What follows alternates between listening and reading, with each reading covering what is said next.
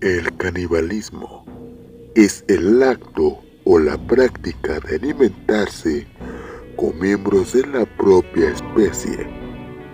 Puede producirse entre miembros de muchas especies, aunque vulgarmente se asocia con la antropofagia, cuando seres humanos consumen a congéneres.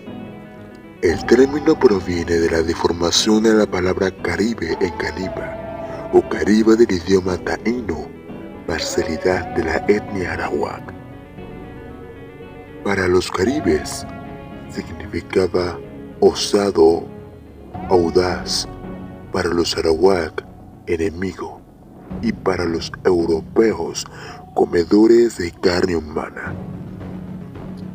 Cristóbal Colón regresa a Europa con reportes de canibalismo en el Caribe, sin ninguna prueba, razonamiento que utilizó para esclavizar alrededor de 1500 nativos. Los casos particulares en sociedades contemporáneas se relacionan actualmente con situaciones de hambre, criminales o personas con profundos problemas mentales. Si nos remontamos a unos siglos atrás en la mitología griega, el primer caníbal fue el titán Cronos, pues a él se le profetizó que uno de sus hijos lo destronaría, por lo que cada vez que nacían sus hijos, los devoraba. Su esposa Rea, harta del proceder de Cronos, cuando iba a nacer su sexto hijo, dio a luz en secreto, y una vez nacido Zeus, a su marido le dio una piedra en lugar del hijo. Una vez crecido Zeus, obligó a su padre a vomitar a sus hermanos Hera, Demeter, Hestia, Hades y Poseidón.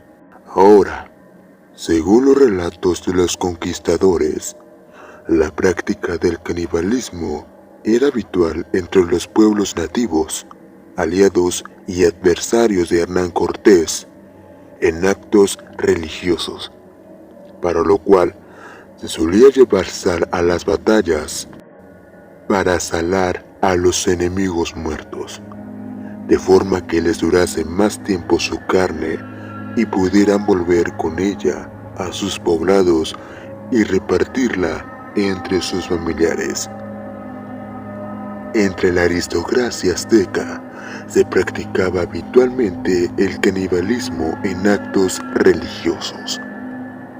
En la psicología, el canibalismo se describe como el resultado de impulsos agresivos orales no controlados, un acto antisocial originado por el deseo de dominación. El 14 de febrero de 1779, el comandante de la expedición marina inglesa, James Cook, y algunos de sus hombres fueron asesinados y consumidos en Kealakekua Bay, en Hawái, tras un intento fallido de secuestrar a su rey, en represalia por los robos de los nativos. Los restos remanentes fueron recuperados y se les hizo un funeral marino. En 1809, los 66 pasajeros y la tripulación del barco The Void fueron asesinados y comidos por maoríes en la península de Whangaroa, en la isla norte, como parte de un utu, es decir, venganza, por el azotamiento con látigo de un maorí que había rehusado trabajar en el barco durante el viaje de Australia. El hecho permanece como la mayor matanza en la historia de Nueva Zelanda. El canibalismo por hambre en tiempos de amenaza extrema sería una práctica vinculada a situaciones donde se pone en juego la propia existencia, por lo que tiene su causa inmediata en la desesperación y la necesidad radical de sustento. Actualmente, ha decrecido su práctica y en las civilizaciones actuales es socialmente rechazado y legalmente sancionado. La extensión y aceptación social en el pasado es un tema debatido en la antropología y se enmarca en el relativismo cultural. Los casos particulares se relacionan con situaciones extremas de hambre, criminales o personas con profundos problemas psicológicos. Hubo un caso notable, el del soldado polaco Charles Domery, cuyo apetito inusual lo llevó a intentar comerse la pierna amputada de uno de sus compañeros para satisfacer su hambre extrema. En el antiguo Egipto, a fines del tercer milenio antes de Cristo, el hambre llevó a la gente a la insurrección y al canibalismo, única ocasión conocida de Egipto debido a una sequía muy larga. Este suceso llevó al fin del Imperio Antiguo y al inicio del primer periodo intermedio de Egipto. En la Biblia está escrito que los antiguos israelitas, en caso de desobediencia a Dios, serían castigados con grandes calamidades, incluyendo el comer carne de sus propios hijos. Durante el sitio de Samaria, por parte de los sirios, se relata el caso de una mujer que junto a otra se comieron al hijo de la primera.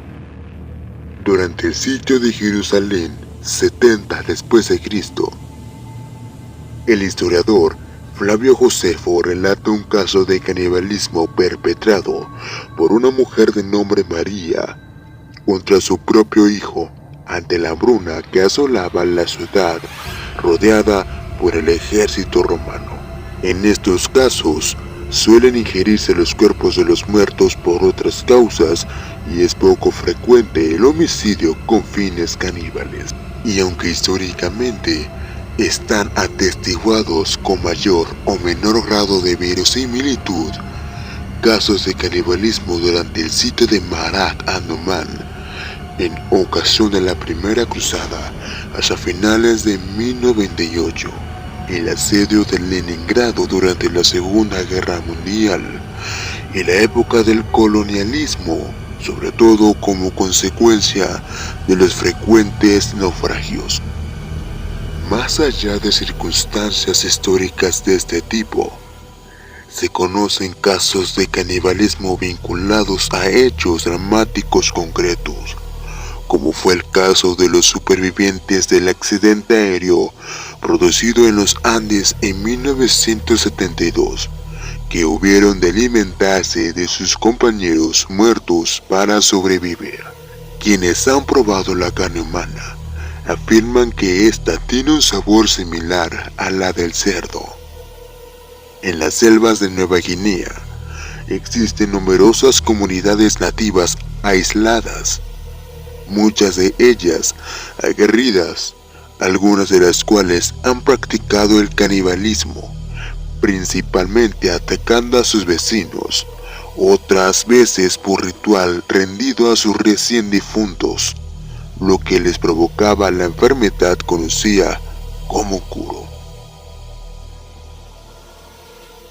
Vamos a una pausa y al regresar, una colaboración con el nuevo programa que se transmitirá próximamente por Telemark, Asesinos. Pausa y volvemos.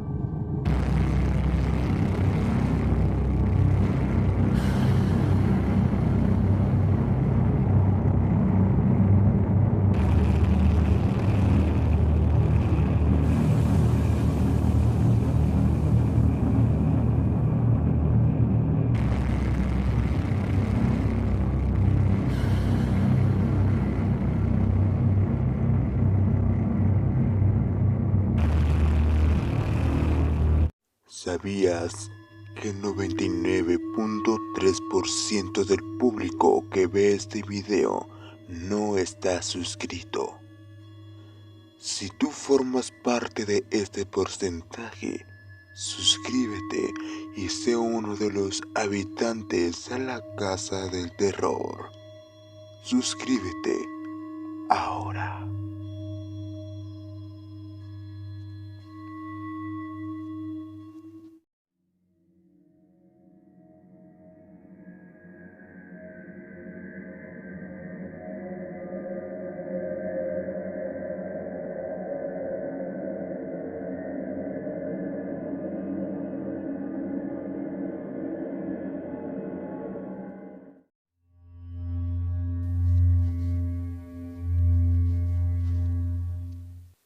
Ya estamos de regreso con el especial Caníbales. Es hora del gran estreno de la noche del nuevo programa, que próximamente será transmitido por Telemark y La Casa del Terror. Es hora de conocer los casos de canibalismo en el mundo.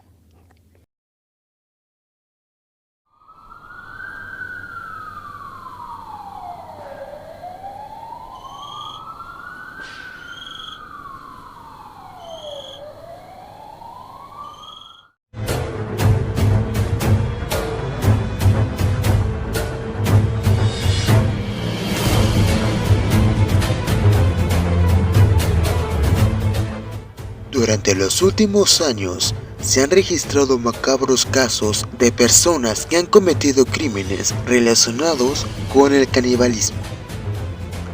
Estos se han presentado en diferentes partes del mundo y ante la ausencia de una explicación racional por parte de sus perpetradores, solamente queda hacer un repaso de estas tétricas historias que le han dado la vuelta al mundo. Estos son algunos casos. El caníbal de la Guerrero. En el año 2007 se dio a conocer el caso de José Luis Calva Cepeda, mejor conocido como el poeta caníbal o el caníbal de la Guerrero. Fue un criminal lector mexicano con un tuit seductor y autoproclamado escritor, poeta y dramaturgo. El caníbal de la Guerrero tuvo una infancia horrible y de cierta manera vivió todo lo que se necesita vivir para convertirse en un asesino serial.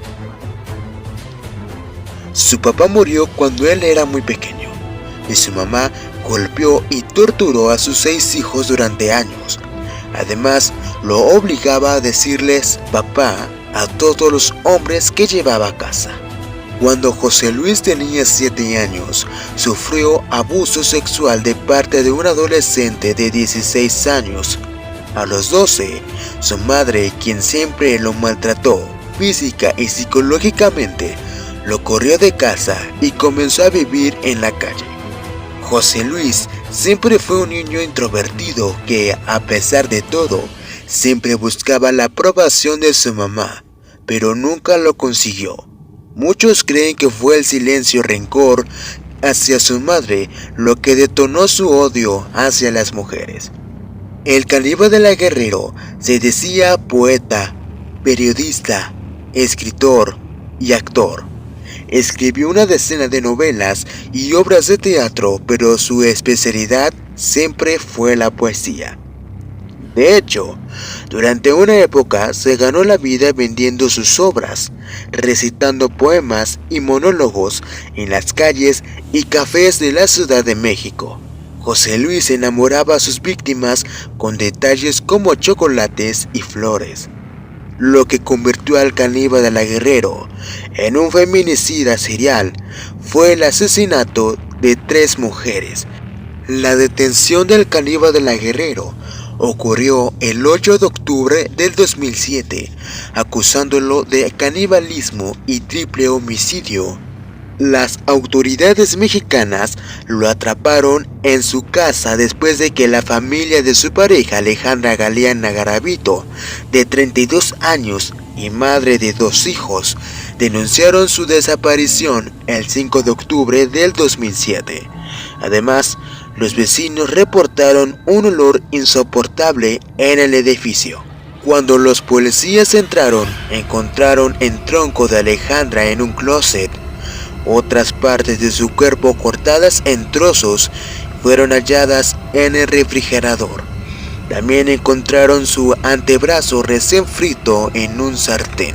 José Luis Calva Cepeda hizo su declaración en el hospital de Joco porque cuando fue sorprendido por los agentes se tiró por la ventana sufriendo una conmoción cerebral leve.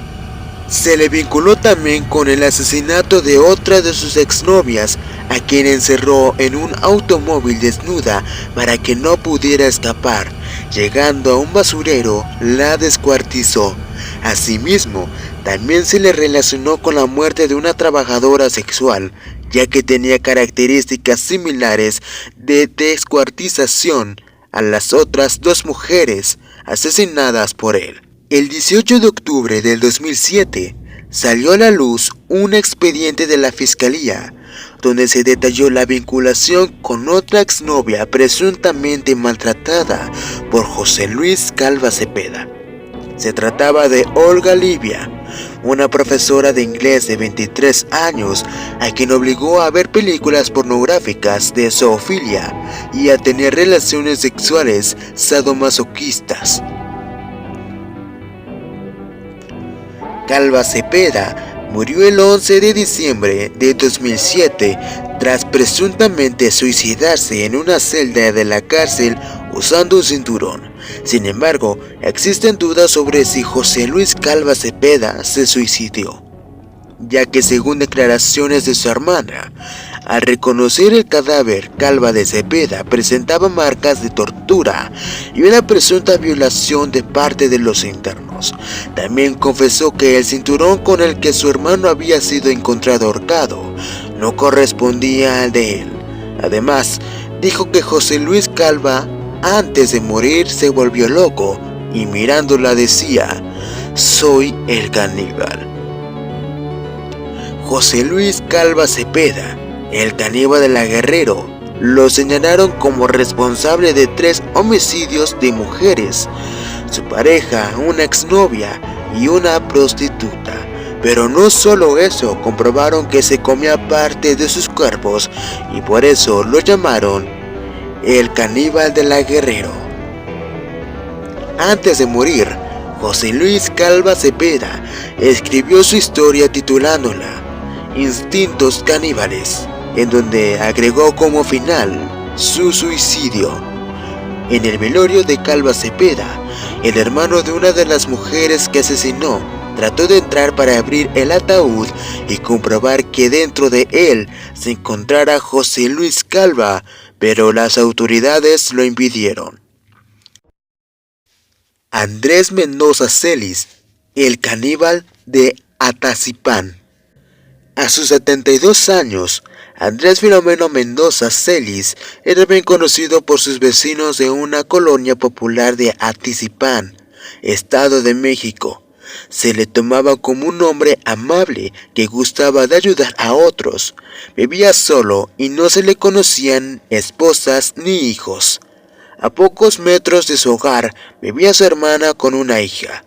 Mendoza Celis nació en Oaxaca y llegó a la zona metropolitana de la Ciudad de México en la década de 1980. Se sabe que durante algún tiempo practicó el oficio de carnicero, antes de dar un vuelco a su vida y convertirse en activista vecinal que buscaba promover mejoras en su barrio. Andrés Mendoza era de corta estatura y cabellera rizada, rasgo por el que también se le conocía como el chino. Su aspecto era el de un hombre inofensivo que buscaba siempre el bienestar ajeno, como ocurre en el caso de muchos asesinos seriales. Nadie podría creer que alguien como él escondiera un secreto tan tétrico a sus espaldas. Sin embargo, el verdadero rostro de este hombre salió a la luz luego de la desaparición de Reina González Amador, de 34 años, con quien Mendoza Celis llevaba un lazo de amistad. Era común que el hombre le ayudara ocasionalmente en su negocio. Incluso en varias ocasiones fue invitado a sus fiestas familiares. El 14 de mayo del 2021, ambos fueron al centro de la ciudad a comprar material para reabastecer el negocio de Reina. Sin embargo, nunca más regresó a casa. Desesperado por encontrar a su esposa, Bruno Ángel Portillo, un jefe de policía municipal en el Estado de México, comenzó la búsqueda por su cuenta revisando los videos de seguridad pública para conocer los últimos pasos de Reina.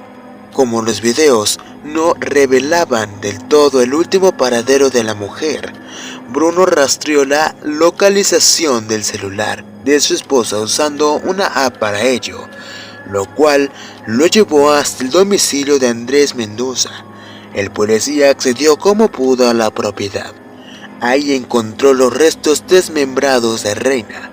En un acto de desesperación, Bruno se comunicó con la policía para avisar del hallazgo. Así fue como comenzó la tarea de investigar el pasado de Andrés Mendoza. El predio en el que vivía Andrés Mendoza no tiene nada de llamativo. Se caracteriza por un amplio desorden y carencia de higiene. Pero eso no es lo más sorprendente, sino el hecho de que rentaba cuartos a personas y nadie se dio cuenta de lo que hacía. Después del hallazgo del cuerpo de Reina, la policía y los peritos fueron desenterrando miles de osamentas, la gran mayoría pertenecientes a mujeres, unos pocos eran de niños y hombres. Mendoza era un feminicida consumado.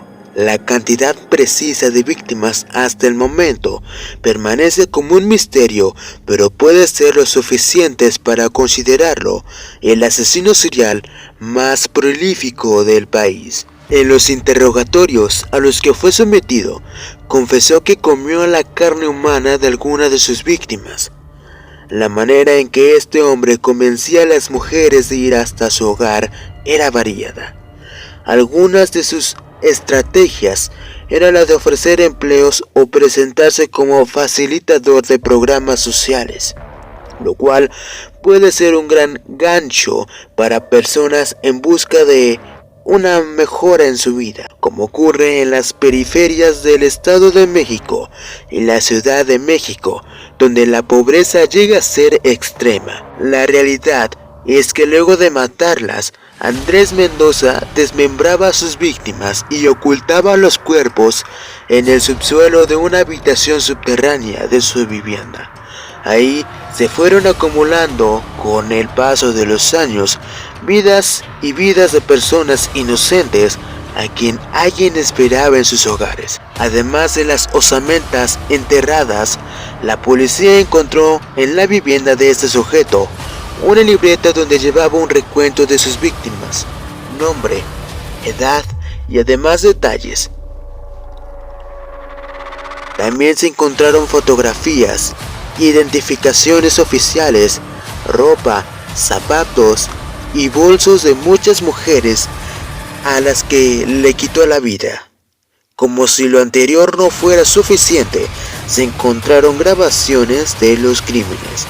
Otros objetos que se encontraron en su hogar son películas de la saga de Hannibal Lecter, el asesino serial ficticio creado por Thomas Harris, que comía la carne de sus víctimas, además de libros de anatomía.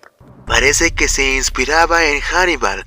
Encontramos muchas películas en su cuarto, todo iba tomando forma en el caso. Además, también tenía libros de anatomía. Entonces, eso explicaba sus cortes perfectos, declaró uno de los bomberos involucrados en el caso.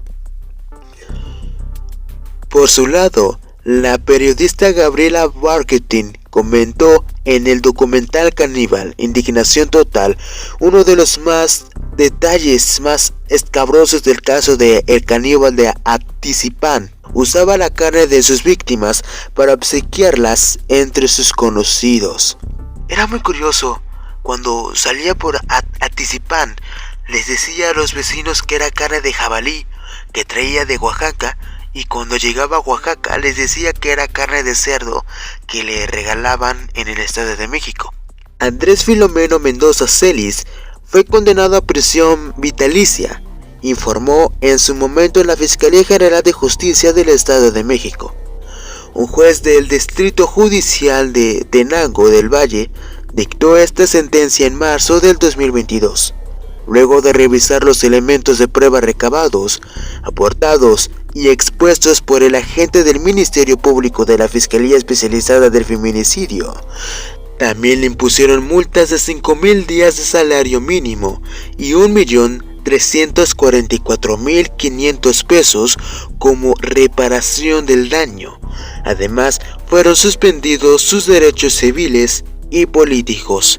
Fergie Ostrotsky Shejet, profesora de la Facultad de Psicología de la UNAM y experta en neurobiología de la violencia, ofrece un perfil sobre la personalidad de Andrés Mendoza, a quien tuvo oportunidad de entrevistar. Era un odio, una hostilidad muy marcada hacia la figura femenina. En pruebas que se le aplicaron, decía que las mujeres eran frías y manipuladoras y que siempre le habían cambiado por hombres más ricos que él. Nunca tuvo pareja, siempre buscaba mujeres que en lugares como los table dance. Prefería a las mujeres llenitas con un peso de unos 70 kilos, jóvenes y atractivas. Tiene una mirada muy transparente que no la tienen los asesinos seriales. Te mantiene la mirada fija. Estaba muy contento. Al principio pensé que no era él. En él hay una baja autoestima. No se siente físicamente adecuado. Esa falta de autoestima se volvía fantástica cuando ayudaba y era el gran cuidador de la sociedad. El acto de matar era un acto de vengarse de las mujeres. Tenía satisfacción sexual cuando mataba a la víctima y la grababa. Vamos a una pausa y regresamos con la historia de Jeffrey Dahmer. Pausa y volvemos.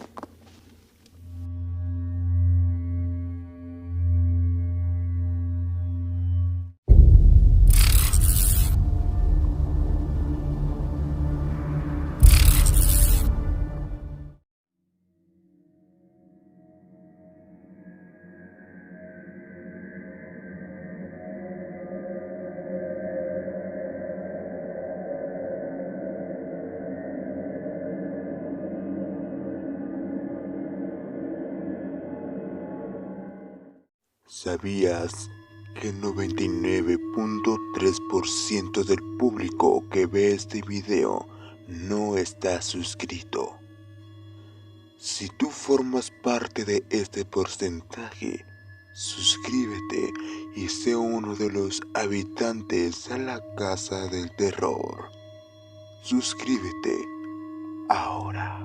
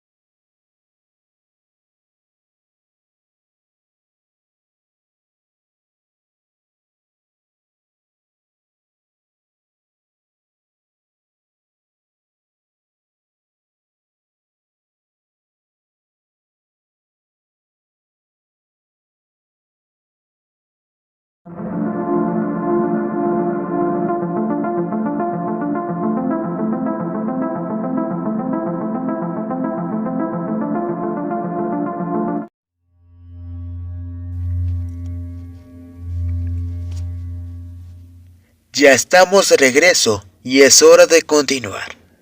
Jeffrey Dahmer.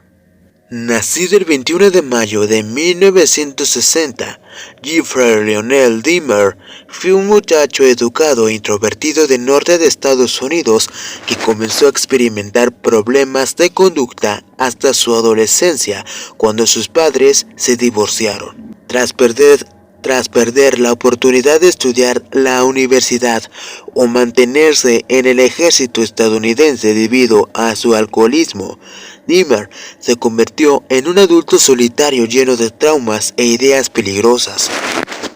El 18 de junio de 1978, con apenas 18 años, Jeffrey cometió su primer asesinato.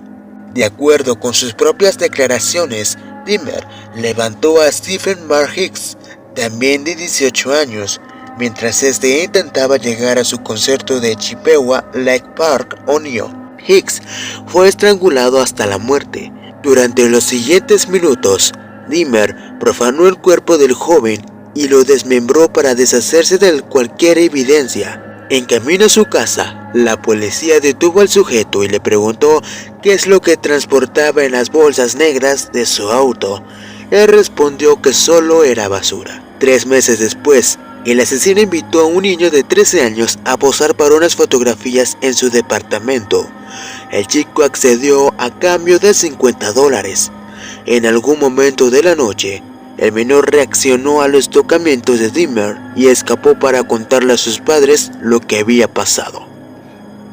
Estos, horrorizados, llamaron a la policía y acusaron a Jeffrey.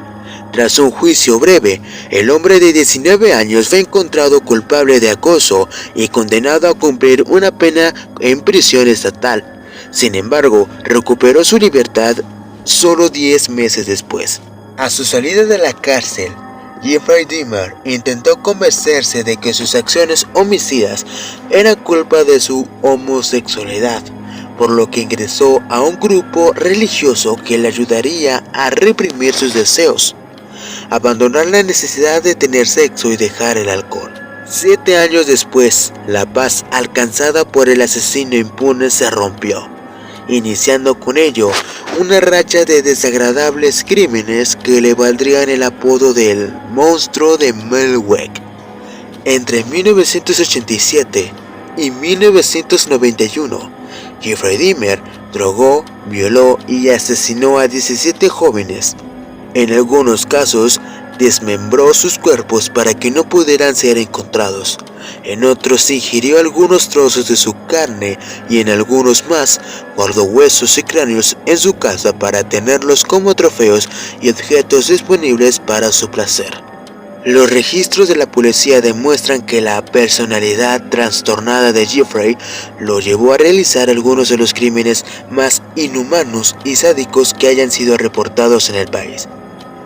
Todo terminó el 22 de julio de 1991, cuando Tracy Edwards logró escapar de las garras de Dimmer y contar lo que había vivido a la policía. En esta ocasión, las autoridades reaccionaron efectivamente y revisaron el departamento del sujeto en la calle 25. Ahí encontraron fotografías de cadáveres siendo profanados, restos humanos y 7 cráneos. La noticia inundó los medios de todo el país y la población de Milwaukee reaccionó con terror ante los desagradables actos cometidos por su aparentemente tranquilo vecino. Aunque intentó hacerse pasar por un enfermo mental en busca de relajar cualquier medida a la que fuera condenado, un jurado encontró a Jeffrey Dimmer completamente capaz de cometer sus actos y lo sentenció a 15 cadenas perpetuas consecutivas por las muertes de Stephen Hicks, de 18 años, Stephen Toomey, de 25 años, James Doxtator, de 14 años, Richard Guerrero, de 22 años, Anthony Lee Sears, de 24 años, Raymond Smith, de 32 años, Edward Smith, de 27 años, Ernest Márquez, de 22 años, David Thomas, de 22 años, Curtis Durrell Strucker, de 17 años, Harold Lindsay, de 19 años, Anthony Hughes, de 31 años, Honorak Sinfonfon, de 14 años, Matt Cleveland Turner, de 20 años, Jeremiah Wimberger, de 23 años, Oliver Lacey, de 24 años, y Joseph Waterhoff, de 25 años. Durante los 3 años siguientes, Dimmer vivió en el Instituto Correccional de Columbia, donde aseguró haberse convertido al cristianismo y retomado el camino de Dios. Ese camino tuvo una mortal desviación el 28 de noviembre de 1994, cuando el monstruo de Milwaukee se peleó con uno de sus compañeros, Christopher Scarper mientras trabajaban en la limpieza de la prisión. En el enfrentamiento, el recluso afroamericano golpeó a Dahmer con una barra de metal en 2 ocasiones, causándole la muerte inmediata. La noticia se esparció rápidamente por toda la Unión Americana. Los familiares de las víctimas de Dahmer fueron los primeros en mostrar su sentir. Algunos respiraban tranquilos ante el fin de su condena. Otros exigían que se esclareciera el caso. Cuestionado por la policía, Scarper, paciente de esquizofrenia, puso punto final a cualquier interrogante. Dios me dijo que lo hiciera. Jesse Anderson y Jeffrey Dahmer están muertos. Casos así hay en todo el mundo. Gracias por ver este preestreno de Asesinos. Próximamente la fecha oficial de estreno en nuestras redes sociales.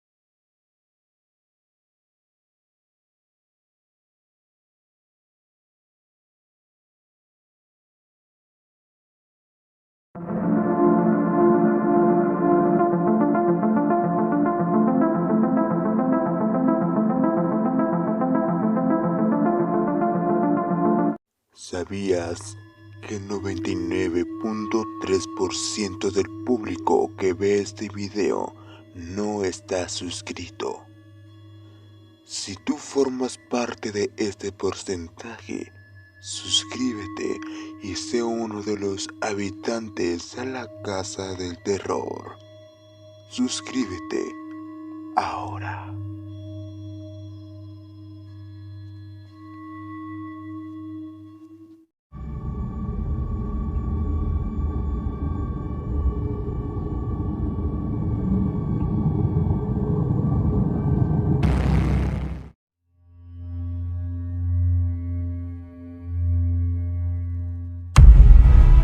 Es momento de descansar, dormir.